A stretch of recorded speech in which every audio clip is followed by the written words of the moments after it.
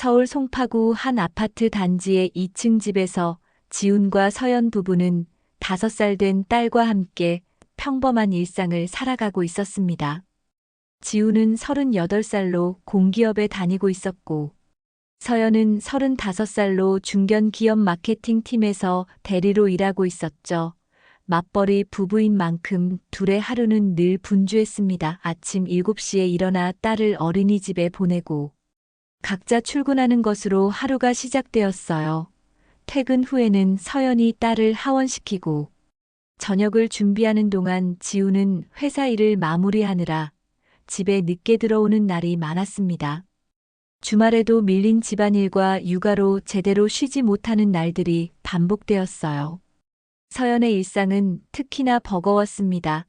오후 6시에 퇴근해서 어린이집으로 달려가 딸을 데려온 뒤 마트에 들러 장을 보고 집에 도착하면 이미 7시 반이 넘어 있었어요.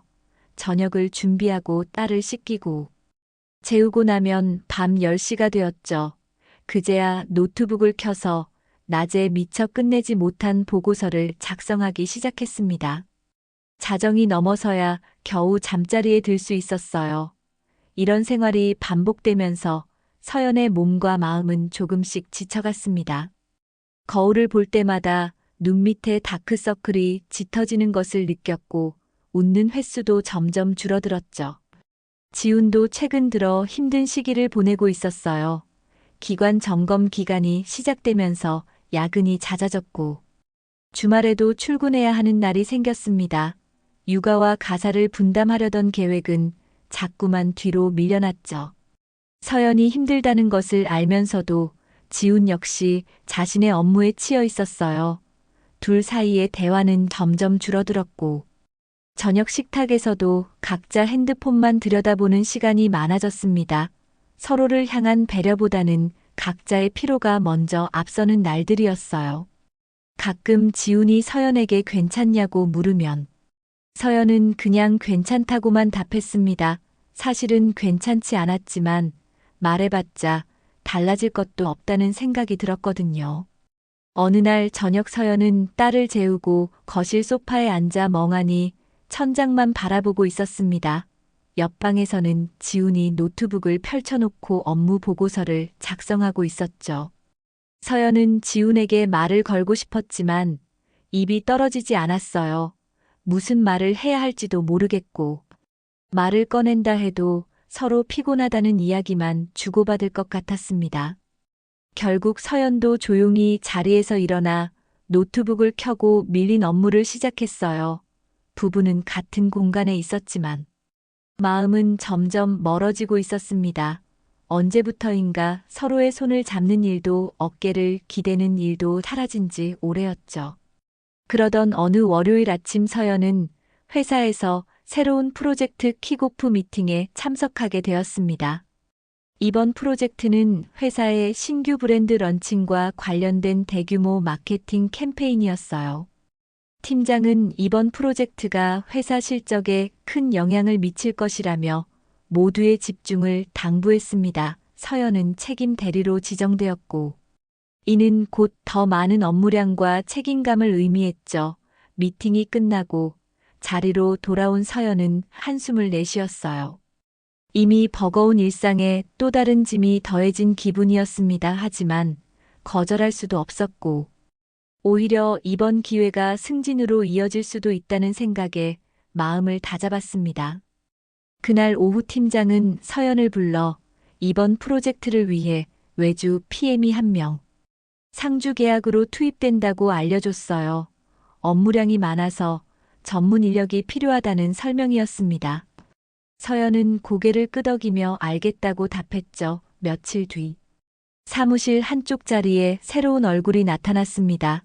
33살의 준혁이었어요. 그는 밝은 미소로 팀원들에게 인사를 건넸고 서연에게도 정중하게 악수를 청했습니다. 앞으로 몇 달간 이 프로젝트를 함께할 동료였죠. 서연은 그저 또 한 명의 협력업체 직원이라고만 생각했습니다. 그때만 해도 이 만남이 자신의 삶을 송두리째 바꿔놓을 거라곤 상상도 하지 못했어요. 어느 날 저녁 서연은 마감 임박한 기획안 때문에 사무실에 혼자 남아 있었습니다. 다른 팀원들은 이미 퇴근한 상태였고 사무실은 조용했어요.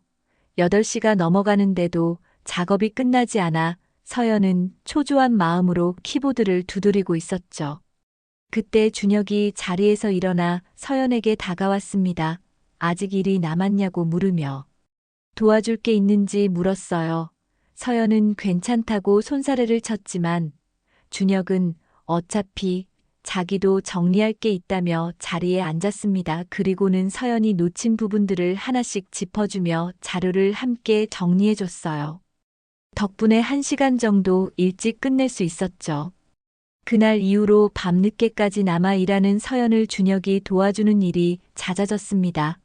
때로는 편의점에서 간단한 간식을 사다 주기도 했고, 커피를 건네며 힘내라는 말을 건네기도 했어요. 서연은 이런 작은 배려들이 고마웠습니다. 집에서는 아무도 자신의 힘든 점을 알아주지 않았거든요. 지우는 여전히 야근에 시달리며 집에 들어와도 피곤한 기색만 역력했죠. 대화다운 대화도 나누지 못한 채 각자의 업무에만 매달리는 날들이었습니다. 반면 준혁은 서연의 피곤한 표정을 알아봐 주었고 힘들 때마다 옆에서 응원해줬어요. 서연은 점점 준혁과의 대화에서 위로를 느끼기 시작했습니다. 프로젝트 일정이 촉박해지면서 둘은 업무 외 시간에도 연락을 주고받게 되었습니다. 처음에는 업무 관련 메시지만 오갔지만 점차 사적인 이야기도 섞이기 시작했어요. 퇴근 후 집에 돌아와서도 서연은 준혁과 메신저로 대화를 나눴습니다. 오늘 회의에서 있었던 일이나 힘들었던 순간들을 털어놓았죠. 준혁은 언제나 공감하며 위로의 말을 건넸습니다. 서연은 이런 대화가 자신에게 얼마나 큰 힘이 되는지 깨닫게 되었어요. 지훈과는 나눌 수 없었던 감정들을 준혁에게는 스스럼 없이 말할 수 있었습니다. 이상하게도 준혁 앞에서는 약한 모습을 보여도 괜찮다는 생각이 들었어요. 어느 금요일 저녁 업무 미팅이 끝난 후 서연과 준혁은 회사 근처 카페에 남아 자료를 정리하기로 했습니다. 다른 팀원들은 모두 주말을 맞아 서둘러 퇴근했지만 마감이 다가온 보고서를 완성해야 했거든요. 카페는 한적했고 창밖으로는 저녁 노을이 지고 있었습니다. 둘은 나란히 앉아 노트북을 펼치고 작업에 몰두했어요. 1시간쯤 지났을 때 서연은 문득 한숨을 내쉬며 말했습니다. 집에 가도 또 끝없는 일만 기다리고 있을 거라고요. 딸을 재우고 밀린 집안일을 하다 보면 자신만의 시간은 하나도 없다고 털어놨죠. 준혁은 조용히 서연의 이야기를 들어주었습니다. 그리고 정말 고생이 많다며 따뜻한 목소리로 위로했어요. 그 순간 서연은 가슴 한쪽이 뭉클해지는 걸 느꼈습니다. 카페를 나설 때쯤 준혁이 조심스럽게 물었습니다. 혹시 저녁 식사는 했느냐고요? 서연은 아직이라고 답했고 준혁은 근처 식당에서 간단히 먹고 가자고 제안했습니다. 서연은 잠시 망설였지만 어차피 집에 가도 혼자 밥을 먹어야 할 것 같아 고개를 끄덕였어요. 지우는 오늘도 회식이 있다고 했고 딸은 친정 어머니 댁에서 자기로 했거든요. 둘은 조용한 한식당으로 들어가 마주 앉았습니다. 업무 이야기로 시작한 대화는 어느새 개인적인 이야기로 옮겨갔어요. 준혁은 자신의 과거 이야기를 들려주었고 서연도 결혼 전 꿈꿨던 것들에 대해 이야기했습니다. 식사가 끝날 무렵 서연은 이렇게 편하게 대화를 나눈 게 정말 오랜만이라는 생각이 들었어요. 그리고 그 생각이 조금 위험하다는 것도 어렴풋이 느꼈습니다. 그날 이후로 서연과 준혁의 관계는 조금씩 변화하기 시작했습니다. 업무상 협력자였던 사이가 어느새 서로의 고민을 나누는 관계로 발전했어요. 프로젝트 회의가 끝나면 자연스럽게 카페로 자리를 옮겨 차를 마시며 이야기를 나눴습니다. 처음에는 업무 관련 대화가 줄을 잃었지만 점점 사적인 영역으로 깊어졌죠. 서연은 준혁에게 워킹맘으로서 느끼는 압박감과 외로움을 털어놓았습니다. 아무리 열심히 해도 부족하다는 느낌. 회사에서도 집에서도 제대로 해내지 못하는 것 같다는 자책감. 그런 감정들을 지훈에게는 차마 말하지 못했던 것들이었어요. 준혁은 언제나 진지하게 들어주었고 서연의 마음을 이해한다며 공감해줬습니다. 어느 날 저녁 서연은 딸을 어린이집에서 데려온 뒤 집으로 향하고 있었습니다. 그런데 준혁에게서 메시지가 왔어요. 오늘 정리한 자료 중에 확인이 필요한 부분이 있다는 내용이었습니다. 서연은 딸의 손을 잡고 걸으면서 한 손으로 답장을 보냈죠. 집에 도착하면 확인해 보겠다고요. 그런데 준혁은 바로 전화를 걸어왔습니다. 목소리를 들으니 더 빨리 설명할 수 있을 것 같다면서요. 서연은 잠시 망설이다가 전화를 받았습니다. 딸은 엄마 손을 잡고 졸린 눈으로 걸어가고 있었고, 서연은 전화기 너머 준혁의 목소리를 들으며 고개를 끄덕이고 있었어요. 업무 이야기는 금방 끝났지만 전화는 쉽게 끊어지지 않았습니다. 준혁이 오늘 하루는 어땠냐고 물었고 서연은 피곤하다며 한숨 섞인 대답을 했죠. 전화 통화는 집에 도착한 뒤에도 이어졌습니다. 서연은 딸에게 간단히 저녁을 먹이고 씻긴 뒤 재우면서도 블루투스 이어폰으로 준혁과 계속 이야기를 나눴어요. 일상적인 대화였지만 묘하게 마음이 편안해지는 느낌이었습니다. 누군가 자신의 이야기를 들어주고 있다는 것만으로도 위로가 되었죠. 밤 11시가 넘어서야 전화가 끝났습니다. 서연은 침대에 누워 천장을 바라보며 오늘 준혁과 나눈 대화를 떠올렸어요. 그리고 문득 이상하다는 생각이 들었습니다. 남편도 아닌 남자와 이렇게 긴 통화를 하는 게 과연 괜찮은 건가 하는 의문이 스쳤죠. 하지만 서연은 그냥 친한 동료 사이니까 괜찮다고 스스로를 설득했습니다. 프로젝트 중간 점검 회의가 있던 날, 서연은 발표 자료 준비로 머리가 복잡했습니다. 전날 밤늦게까지 작업했지만 완성도가 마음에 들지 않았어요. 회의 시작. 2시간 전 준혁이 서연의 자리로 다가와 조용히 물었습니다. 많이 긴장되냐고요. 서연은 솔직하게 고개를 끄덕였습니다. 준혁은 자신이 최종 검토를 도와주겠다며 옆자리에 앉았어요. 둘은 나란히 모니터를 보며 자료를 하나씩 점검했습니다. 어깨가 스칠 듯 가까운 거리였지만 서연은 이상하게 불편하지 않았어요. 오히려 준혁의 존재가 든든하게 느껴졌습니다. 회의는 무사히 잘 끝났고 팀장도 서연의 발표를 칭찬했죠. 회의실을 나서며 준혁이 작게 속삭였습니다. 잘했다고 걱정한 것보다 훨씬 좋았다고요. 서연은 그 말에 미소를 지었습니다. 그날 저녁 회사 회식 자리가 마련되었습니다. 프로젝트 중간 점검을 무사히 마친 것을 축하하는 자리였어요.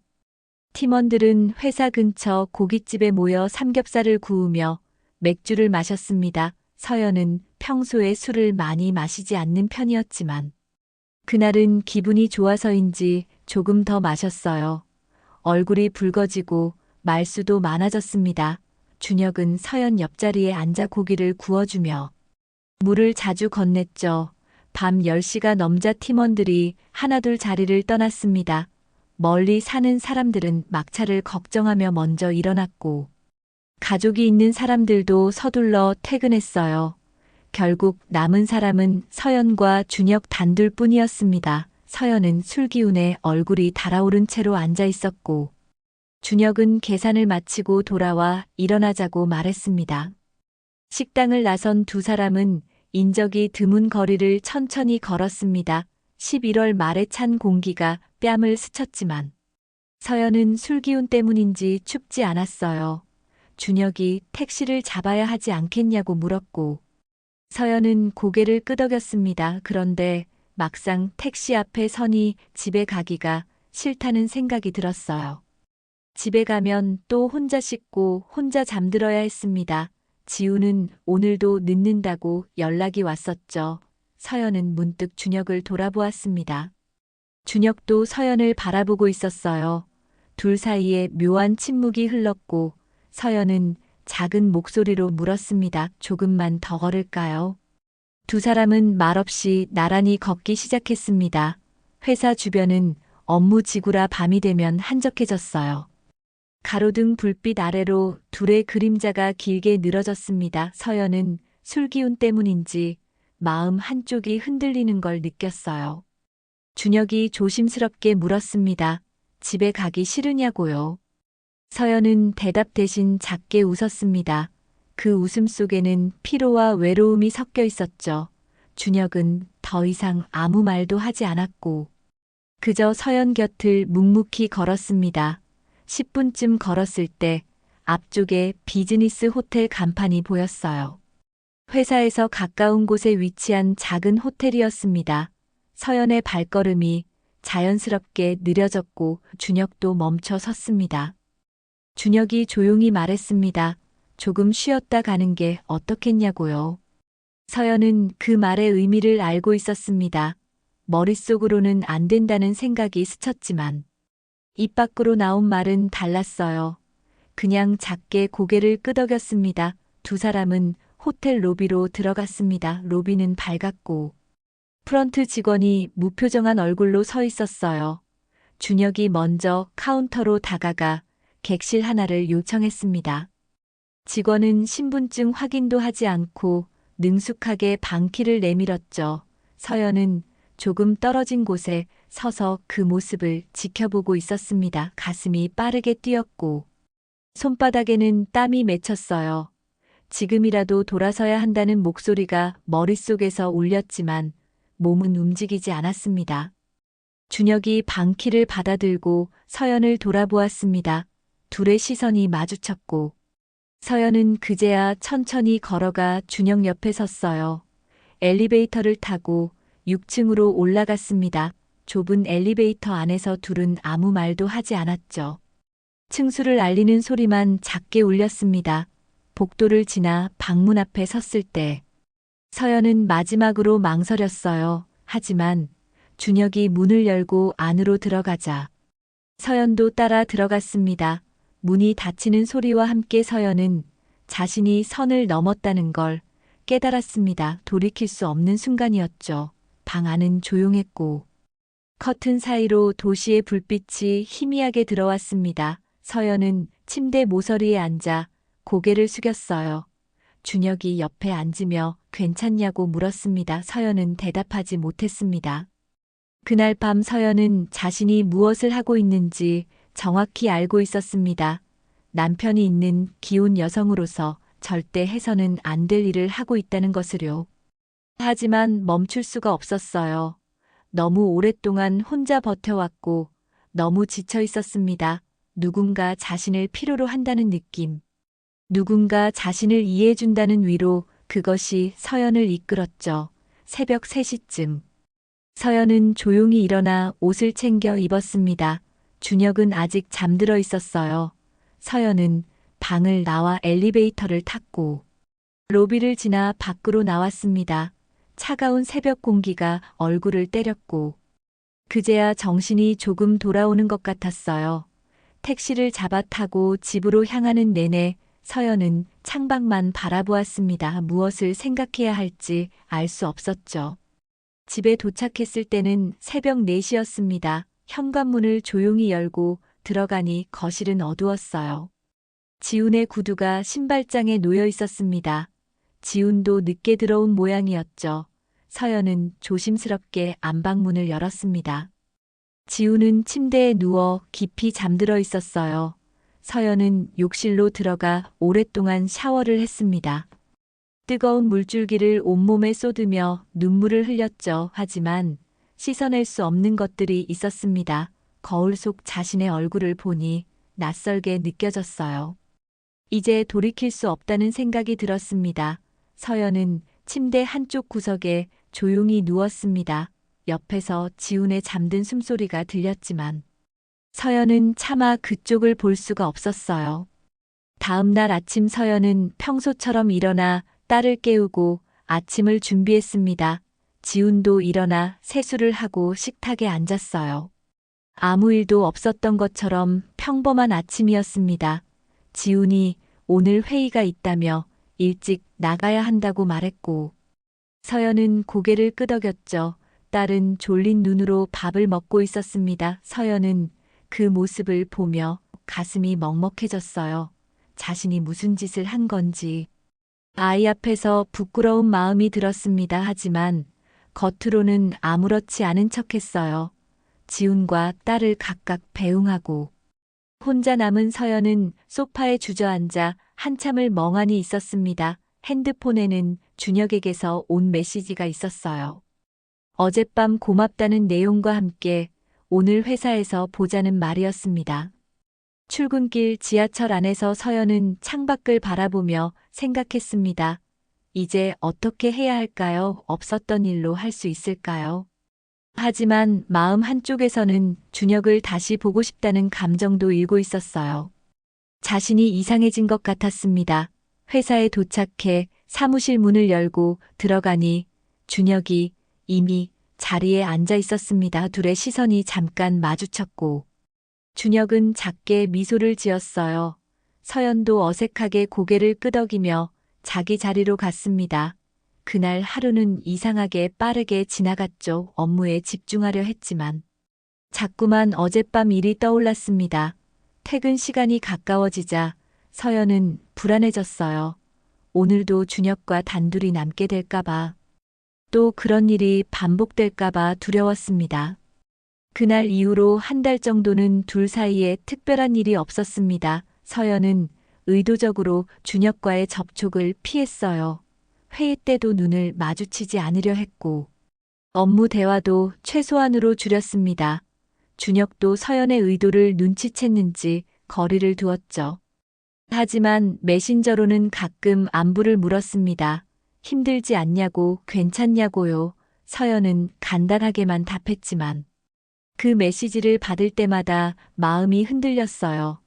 집에서 지훈과의 관계는 여전히 냉랭했습니다. 지훈의 야근은 계속되었고 둘은 거의 대화를 나누지 못했죠. 주말에도 각자 할 일만 하다가 하루가 끝났습니다. 서연은 점점 더 외로움을 느꼈고 그럴수록 준혁의 존재가 자꾸만 떠올랐어요. 어느 날 저녁 서연은 딸을 어린이집에 데리러 가는 길이었습니다. 그런데 회사에서 급한 일이 생겨 30분 정도 늦어지고 말았어요. 어린이집에 도착했을 때는 이미 하원 시간이 한참 지난 뒤였습니다.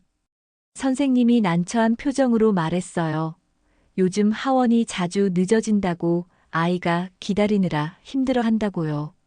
서연은 죄송하다며 고개를 숙였습니다. 딸의 손을 잡고 집으로 오는 길에 자책감이 밀려왔어요. 엄마로서도 제대로 해주지 못하고 있다는 생각이 들었습니다. 집에 도착해 저녁을 준비하면서도 마음이 무거웠죠. 딸은 피곤한지 짜증을 냈고 서연도 지쳐서 목소리가 높아졌습니다. 그날 밤 딸을 재우고 나서 서연은 혼자 거실 소파에 앉아 울었어요. 다음 날 회사에서 준혁이 서연에게 다가왔습니다. 어제 힘들어 보였다며 괜찮냐고 물었어요. 서연은 괜찮다고 답했지만 목소리가 떨렸습니다. 준혁은 점심시간에 잠깐 나가서 이야기하자고 제안했죠. 서연은 거절하려다가 결국 고개를 끄덕이고 말았습니다. 둘은 회사 근처 조용한 카페로 갔어요. 서연은 준혁 앞에서 그동안 쌓였던 감정들을 쏟아냈습니다. 육아와 일을 병행하는 게 너무 힘들다고 아무도 자신을 이해해주지 않는다고 말했죠. 준혁은 조용히 들어주었고 서연의 손을 가만히 잡았습니다. 그 순간 서연은 다시 무너지는 것을 느꼈어요. 이러면 안 된다는 걸 알면서도 준혁의 따뜻함에 기대고 싶었습니다. 점심시간이 끝날 때까지 둘은 손을 잡은 채로 앉아 있었어요. 그날 이후로 서연과 준혁의 관계는 다시 가까워졌습니다. 이번에는 더 조심스럽게, 더 은밀하게 만남을 이어갔어요. 퇴근 후 회사 근처에서 만나 차를 마시거나 늦은 저녁을 함께 했습니다. 서연은 지훈에게 야근이라고 거짓말을 했죠. 지훈도 바쁜 시기라 서연의 말을 의심하지 않았습니다. 가끔 주말에도 프로젝트 회의가 있다며 외출했어요. 실제로는 준혁을 만나러 가는 것이었습니다. 둘은 한강공원을 걷거나 외진 카페에서 시간을 보냈죠. 서연은 이 모든 게 잘못된 일이라는 걸 알고 있었습니다. 하지만 멈출 수가 없었어요. 준혁과 함께 있을 때만 숨을 쉴 수 있는 것 같았습니다. 집에서 느끼는 답답함과 외로움에서 벗어날 수 있었죠. 한 달쯤 지났을 때 둘은 다시 호텔을 찾았습니다. 이번에는 처음처럼 망설이지 않았어요. 익숙한 듯 체크인을 하고 방으로 올라갔습니다. 서연은 이제 죄책감보다는 일상의 탈출구처럼 이 만남을 받아들이고 있었죠. 매주 한두 번씩 야근을 핑계로 준혁을 만났고 그중 절반은 호텔에서 시간을 보냈습니다. 회사 동료들도 서연의 잦은 야근을 이상하게 여기기 시작했어요. 하지만 프로젝트가 바쁜 시기라 크게 의심하지는 않았습니다. 다만 몇몇 팀원들은 서연과 준혁이 유독 가까운 것 같다며 수군거렸죠. 소문은 조용히 퍼져나가고 있었지만 당사자들은 알지 못했습니다. 아니 알고 싶지 않았는지도 몰라요. 어느 토요일 오후 서연은 프로젝트 회의가 있다며 집을 나섰습니다. 사실은 준혁과 약속이 있었어요. 지우는 오늘 딸과 함께 공원에 간다며 별 의심 없이 서연을 보냈습니다. 서연은 강남역 근처에서 준혁을 만나 영화를 보고 저녁을 먹었죠. 마치 연인처럼 자연스럽게 손을 잡고 거리를 걸었습니다. 사람들 틈에 섞여 있으니 아무도 둘을 이상하게 보지 않았어요. 서연은 이 순간만큼은 현실을 잊을 수 있었습니다. 저녁을 먹고 나서 준혁이 조심스럽게 물었어요. 오늘은 좀 더 있다 가도 되냐고요. 서연은 잠시 망설이다가 고개를 끄덕였습니다. 집에는 늦는다고 연락하면 될 테니까요. 두 사람은 호텔로 향했습니다. 이번에는 강남 한복판에 있는 조금 더 큰 호텔이었어요. 로비는 사람들로 붐볐고 둘은 자연스럽게 체크인 카운터로 갔습니다. 서연은 이제 이런 상황이 익숙해져 있었죠. 아무런 감정 없이 기계적으로 움직였습니다. 방키를 받아 엘리베이터를 타고 12층으로 올라갔어요.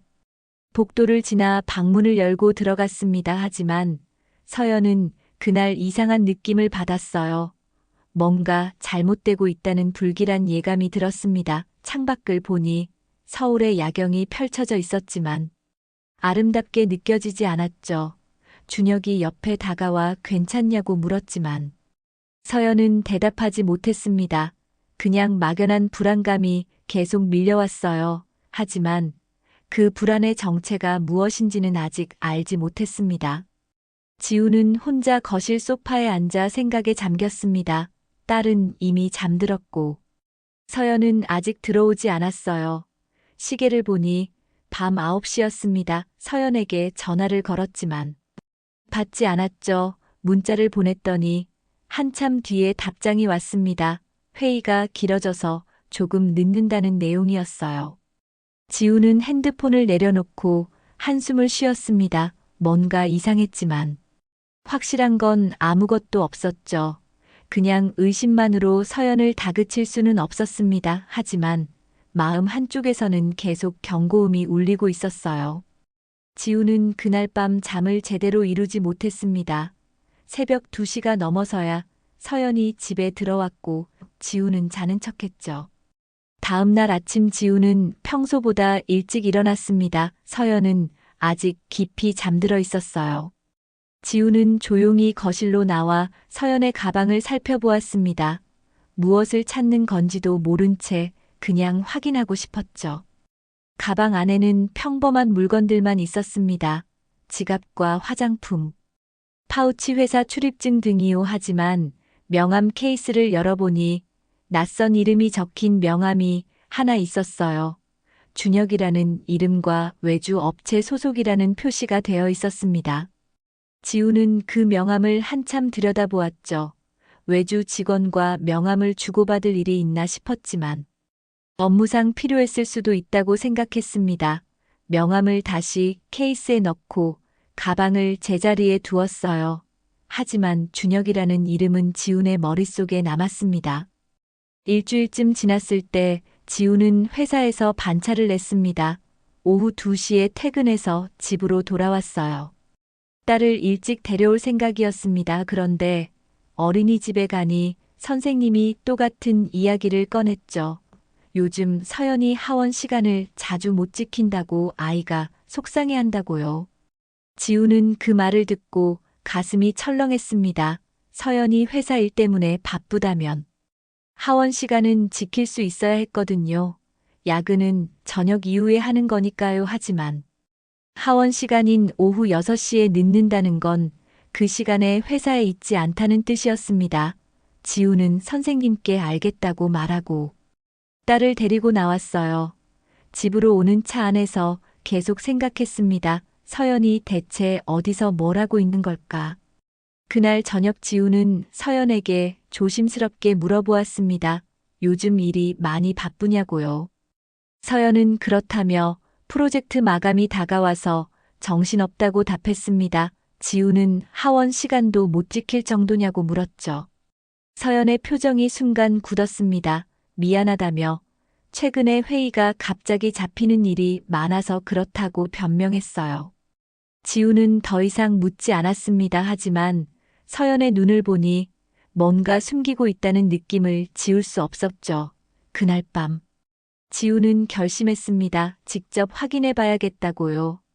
이대로 의심만 하고 있을 수는 없었습니다. 다음 주에 휴가를 하루 내기로 마음먹었어요. 월요일 아침 지우는 평소처럼 출근하는 척하고 집을 나섰습니다. 하지만 회사로 가지 않고 근처 카페에서 대기했어요. 오후가 되자 서연의 회사 근처로 이동했습니다. 건물 맞은편. 카페에 자리를 잡고 앉아 창밖을 바라보며 기다렸죠. 오후 6시쯤 되자 회사 직원들이 하나둘 퇴근하기 시작했습니다. 지우는 긴장한 채로 서연이 나오기를 기다렸어요. 6시 30분쯤 서연이 건물 밖으로 나왔습니다. 혼자가 아니었어요. 옆에 젊은 남자가 함께 걷고 있었습니다. 지우는 자리에서 일어나 조심스럽게 뒤를 따라갔죠. 두 사람은 회사 근처 카페로 들어갔습니다. 지우는 카페 유리창 너머로 안을 들여다보았어요. 서연과 그 남자는 구석 자리에 마주 앉아 이야기를 나누고 있었습니다. 노트북을 펼쳐놓고 뭔가를 보고 있었지만 표정이 너무 편안해 보였어요. 웃으며 대화하는 모습이 단순한 업무 관계 같지 않았습니다. 지우는 가슴이 답답해졌죠. 하지만 아직 확실한 건 아니었습니다. 그냥 친한 동료일 수도 있었으니까요. 1시간쯤 지났을 때 두 사람이 카페를 나왔습니다. 지우는 멀찌감치 떨어져서 따라갔어요. 서연과 그 남자는 골목을 걸으며 계속 이야기를 나눴습니다. 그런데 갑자기 두 사람이 손을 잡았어요. 자연스럽게 손가락을 깍지 끼는 모습이었습니다. 지우는 그 순간 머릿속이 하얘지는 걸 느꼈습니다. 다리에 힘이 풀리는 것 같았죠. 하지만 지우는 감정을 억눌렀습니다. 지금 달려가서 따질 수도 있었지만 참았어요. 확실한 증거가 필요했습니다. 두 사람은 계속 걸어갔고 지우는 조용히 뒤를 따랐죠. 10분쯤 걸었을 때 앞쪽에 비즈니스 호텔이 보였습니다. 지훈의 심장이 빠르게 뛰기 시작했어요. 설마 하는 생각이 들었지만 두 사람은 주저없이 호텔 로비로 들어갔습니다. 지훈은 길 건너편에 서서 유리창 너머로 안을 지켜보았죠. 서연과 그 남자는 프런트 카운터로 걸어갔습니다. 남자가 직원과 이야기를 나누고 서연은 조금 떨어져서 기다리고 있었어요. 잠시 뒤 남자가 방키를 건네받았습니다. 두 사람은 엘리베이터를 향해 걸어갔죠. 지우는 떨리는 손으로 핸드폰을 꺼내 사진을 찍기 시작했습니다. 두 사람이 체크인 카운터에서 방키를 받는 장면. 엘리베이터로 들어가는 모습 모두 선명하게 담았어요. 동영상도 함께 촬영했습니다. 증거는 충분했죠. 지우는 핸드폰을 주머니에 넣고 그 자리에 한참 서 있었습니다. 믿고 싶지 않았지만 현실이었어요. 서연이 다른 남자와 호텔에 들어가는 걸 직접 목격했습니다. 지우는 천천히 그 자리를 떠났죠. 집으로 돌아가는 길에 눈물이 흘러내렸지만 닦지 않았습니다. 그냥 흐르는 대로 두었어요. 모든 게 무너지는 기분이었습니다. 집에 도착한 지우는 거실 소파에 주저앉았습니다. 딸은 아직 친정어머니 댁에 있었고 집 안은 조용했어요. 지우는 핸드폰을 꺼내 방금 찍은 사진들을 다시 확인했습니다. 서연과 낯선 남자가 호텔 카운터 앞에 서 있는 모습, 방키를 받아드는 장면, 엘리베이터로 들어가는 뒷모습까지 모든 게 선명하게 담겨 있었죠. 지우는 사진을 보면서도 믿기지 않았습니다. 결혼 7년 동안 함께 살아온 아내가 다른 남자와 호텔에 들어갔다는 사실이요. 손이 떨렸고 가슴이 답답했지만 지우는 울지 않으려고 애썼어요. 지금은 감정에 휩싸일 때가 아니라고 스스로에게 말했습니다. 딸을 생각해야 했으니까요. 냉정하게 다음 단계를 준비해야 했습니다. 다음 날 아침 지우는 일찍 일어나 변호사 사무실을 검색했습니다. 가정 문제를 전문으로 다루는 곳을 찾아서 상담 예약을 잡았어요. 오전 10시에 약속을 잡고 회사에는 오전 반차를 냈습니다. 변호사 사무실에 도착하니 40대 후반으로 보이는 여성 변호사가 맞이했죠.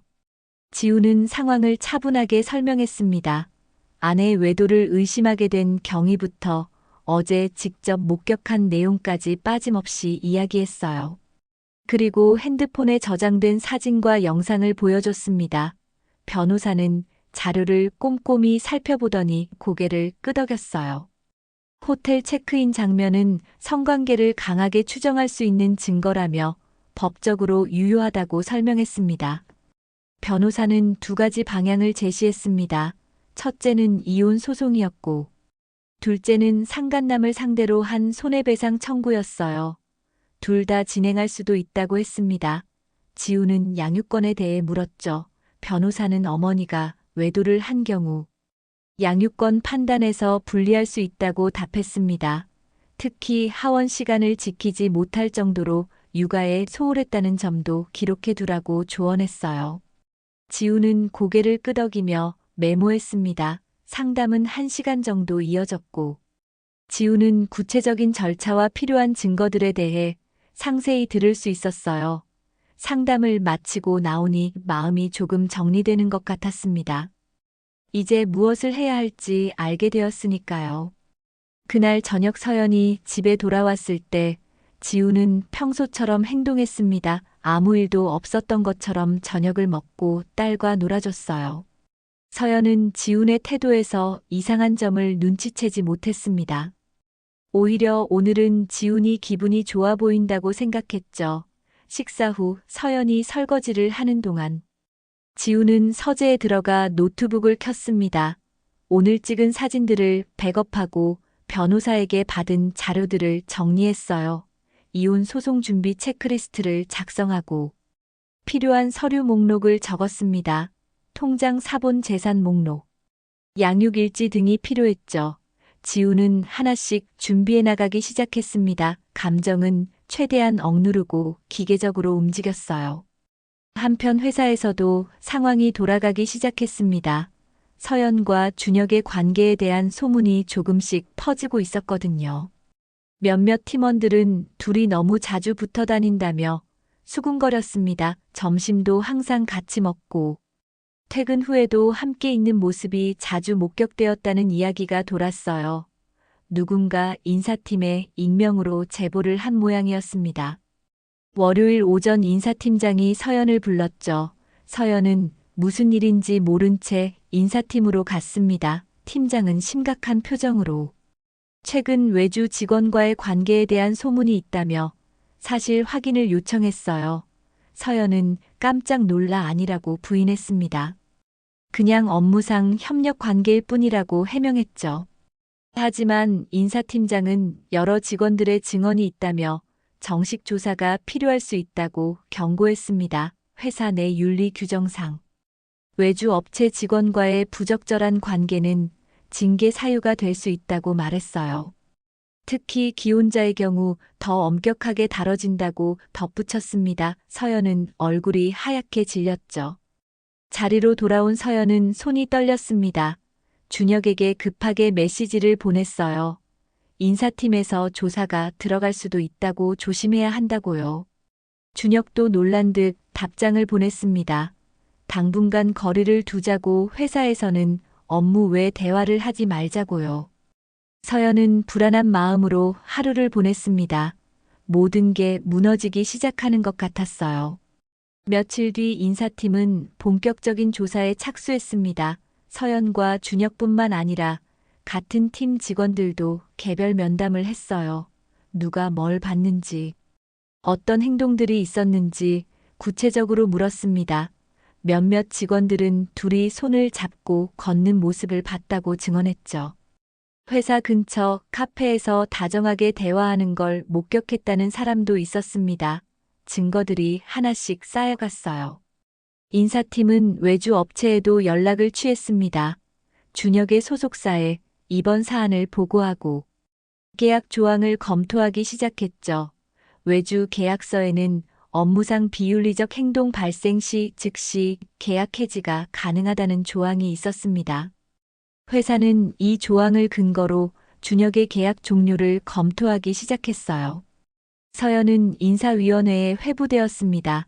정식 징계 절차가 시작된 거예요. 인사위원회는 다음 주 월요일에 열리기로 했고, 서연은 그때까지 대기 발령 상태가 되었습니다.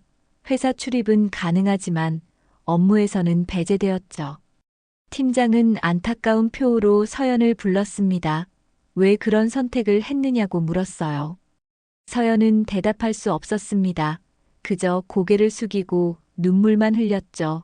사무실 분위기도 싸늘해졌습니다. 동료들은 서연을 피했고 아무도 말을 걸지 않았어요. 서연은 자리에 앉아 있는 것조차 견디기 힘들었습니다. 점심시간이 되자 서둘러 사무실을 나와 혼자 걸었어요. 모든 게 무너지고 있었습니다. 직장도 평판도 모든 것이요. 그날 저녁 집에 돌아온 서연은 지훈에게 아무 말도 하지 못했습니다. 회사에서 있었던 일을 어떻게 설명해야 할지 몰랐어요. 지훈은 여전히 아무것도 모르는 척 평소처럼 행동했습니다. 하지만 사실 지훈은 모든 걸 알고 있었죠. 변호사와 계속 연락하며 소송 준비를 진행하고 있었습니다. 필요한 서류들도 거의 다 준비했어요. 이제 타이밍만 기다리고 있었습니다. 서연이 스스로 고백하기를 기다렸지만 서연은 끝까지 입을 열지 않았죠. 지훈은 더 이상 기다릴 수 없다고 판단했습니다. 주말이 지나면 모든 걸 끝내기로 마음먹었어요. 월요일 아침 지훈은 평소보다 일찍 일어났습니다. 서연은 아직 잠들어 있었고 딸도 깊은 잠에 빠져 있었어요. 지훈은 조용히 서재로 들어가 준비해둔 서류들을 가방에 넣었습니다. 이혼 소송 준비 서류, 호텔 체크인 증거 사진, 상간남 손해배상 청구 관련 자료 등이 들어있었죠. 모든 준비가 끝났습니다. 지훈은 잠시 딸의 방문 앞에 서서 안을 들여다보았어요. 평화롭게 자고 있는 딸의 모습을 보니 가슴이 아팠습니다. 하지만 이것이 딸을 위한 최선의 선택이라고 스스로를 다독였죠. 아빠가 제대로 된 환경을 만들어줘야 한다고 생각했습니다. 아침 식사 시간 지훈은 서연에게 차분하게 말했습니다. 오늘 저녁에 할 이야기가 있다고요. 서연은 무슨 일이냐고 물었지만 지훈은 저녁에 얘기하자며 자리에서 일어났어요. 출근 준비를 하는 서연의 뒷모습을 보며 지훈은 복잡한 감정을 느꼈습니다. 한때는 사랑했던 사람이었죠. 함께 미래를 꿈꾸고 가정을 꾸렸던 사람이었습니다. 하지만 이제는 돌이킬 수 없었어요. 신뢰가 무너진 관계는 회복될 수 없다고 지훈은 생각했습니다. 서연이 집을 나서고 지훈도 출근했어요. 오늘 하루가 어떻게 지나갈지 둘 다 예상하지 못하고 있었습니다.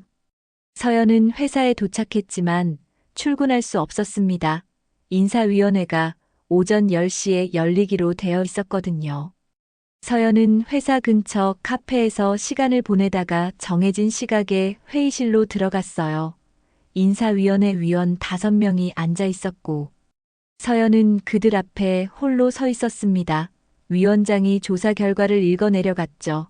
외주 직원과의 부적절한 관계, 업무 시간 중 사적 만남, 다수 목격, 회사 이미지, 실추 우려 등의 내용이었습니다. 서연은 변명할 말을 찾지 못했어요. 사실이었으니까요. 위원회는 30분간 심의한 끝에 결론을 내렸습니다. 정직 3개월과 함께 보직 해임이었어요. 서연은 회의실을 나와 비틀거리며 걸었습니다.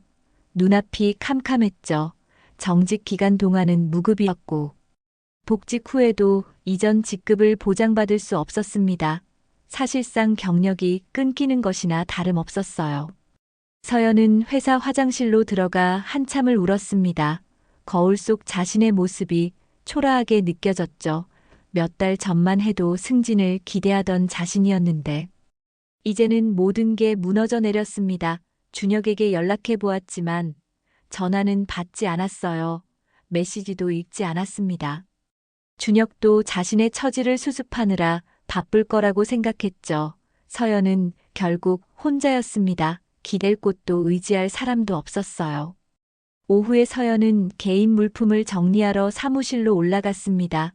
동료들은 서연을 보며 수군거렸지만 아무도 다가오지 않았어요. 책상 서랍을 열어 사진 액자와 개인 용품들을 상자에 담았습니다. 몇 년간 일했던 자리를 정리하는 게 이렇게 허무할 줄은 몰랐죠. 팀장이 잠깐 들러서 위로의 말을 건넸지만 서연은 제대로 대답하지 못했습니다. 그저 고개만 숙이고 짐을 쌌어요. 오후 3시쯤 회사를 나섰습니다. 밖은 화창했지만 서연의 마음은 어두웠죠. 집으로 가는 지하철 안에서 서연은 앞으로 어떻게 살아야 할지 막막했습니다. 남편에게 뭐라고 말해야 할지도 몰랐어요. 집에 도착한 서연은 소파에 주저앉아 멍하니 있었습니다. 저녁 6시가 되자 지훈이 퇴근했어요. 평소보다 일찍 들어온 것 같았습니다. 지훈은 서연을 보더니 딸을 친정어머니 댁에 맡기고 오자고 말했죠. 서연은 무슨 일이냐고 물었지만 지훈은 대답하지 않았습니다. 둘은 말없이 차를 타고 친정으로 향했어요. 어머니께 딸을 맡기고 나오면서 어머니가 무슨 일이냐고 물었지만 지훈은 잠깐 볼 일이 있다고만 했습니다. 집으로 돌아오는 차 안은 침묵으로 가득했죠. 서연은 불길한 예감이 들었습니다. 지훈의 표정이 너무 굳어 있었거든요. 집에 도착하자마자 지훈은 거실 테이블 위에 서류 봉투를 올려놓았습니다. 그리고 조용히 말했어요. 이게 뭔지 아느냐고요. 서연은 봉투를 보며 입술을 깨물었습니다. 지훈이 천천히 봉투를 열어 사진들을 꺼냈죠. 호텔 체크인 카운터 앞에 서 있는 서연과 준혁의 모습이었습니다. 방키를 받는 장면, 엘리베이터로 들어가는 뒷모습까지 모든 게 선명하게 담겨 있었어요. 서연의 얼굴이 하얗게 질렸습니다. 지훈은 감정을 억누르며 말했죠. 이걸 어떻게 설명할 거냐고요. 서연은 입을 열었지만 아무 말도 나오지 않았습니다. 변명할 여지가 없었으니까요. 지훈은 계속 말을 이어갔습니다. 언제부터였는지, 왜 그랬는지, 이제는 알고 싶지도 않다고요. 다만 이제 끝이라고 말했습니다. 이혼 소송을 준비했고 상간남에게도 손해배상을 청구할 거라고 덧붙였어요. 양육권도 자신이 가질 거라고 했습니다. 서연은 그제야 무릎을 꿇었습니다. 미안하다고, 잘못했다고 용서해달라고 빌었죠. 지훈은 고개를 저었어요. 용서할 수 없다고, 아이를 생각해서라도 이렇게 할 수밖에 없다고 말했습니다. 서연은 바닥에 주저앉아 울기 시작했어요. 하지만 지훈은 더 이상 흔들리지 않았습니다. 이미 마음을 정했고 돌이킬 생각이 없었죠. 다음 날 지훈은 변호사를 통해 정식으로 이혼 조정 신청을 했습니다. 상간남 준혁에게도 손해배상 청구 소송을 제기했어요.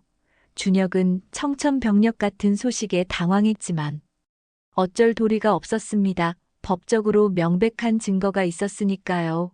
이혼 조정 기일이 잡혔고 서연과 지우는 법원에서 만났습니다. 조정위원 앞에서 서연은 다시 한번 용서를 빌었지만 지훈의 입장은 확고했어요. 조정은 결렬되었고 재판 이혼으로 넘어가게 되었습니다. 양육권 문제도 함께 다뤄지기로 했죠. 지훈 측 변호사는 서연의 외도 사실과 육아 소홀 정황을 근거로 제시했습니다. 법원도 지훈에게 유리한 판단을 내릴 가능성이 높아 보였어요. 한 달쯤 지났을 때 서연은 완전히 무너져 있었습니다.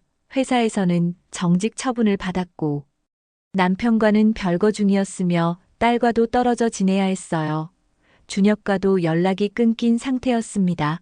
준혁은 손해배상 소송 때문에 자신의 문제를 해결하느라 바빴죠. 서연은 혼자 작은 원룸을 얻어 지내고 있었습니다. 매일 딸 생각에 울었지만 면접 교섭권도 제한적이어서 자주 볼 수 없었어요. 거울을 볼 때마다 자신이 한 선택들이 떠올랐습니다. 워킹맘으로서 힘들었던 순간들. 누군가에게 기대고 싶었던 마음, 그 모든 게 이해는 되지만 정당화될 수는 없었죠. 재판은 계속 진행되었고 결국 이혼이 확정되었습니다. 양육권은 지훈에게 주어졌고 서연은 한 달에 2번 딸을 만날 수 있는 면접 교섭권만 얻었어요. 상간남 손해배상 소송도 원고 승소로 끝났습니다. 준혁은 3천만 원의 배상금을 지급하라는 판결을 받았죠. 모든 법적 절차가 끝나고 서연은 혼자 남았습니다. 정직 기간이 끝나면 회사로 돌아갈 수 있지만 예전 같지 않을 거라는 걸 알고 있었어요. 동료들의 시선도 달라졌고 승진 기회도 사라졌습니다. 서연은 매일 아침 일어나면 딸 생각에 울었고 밤에는 후회로 잠들지 못했죠. 워킹맘으로서 버거웠던 삶 그 무게를 견디지 못하고 잘못된 선택을 한 결과가 이것이었습니다. 이제 남은 건 상실과 후회뿐이었어요.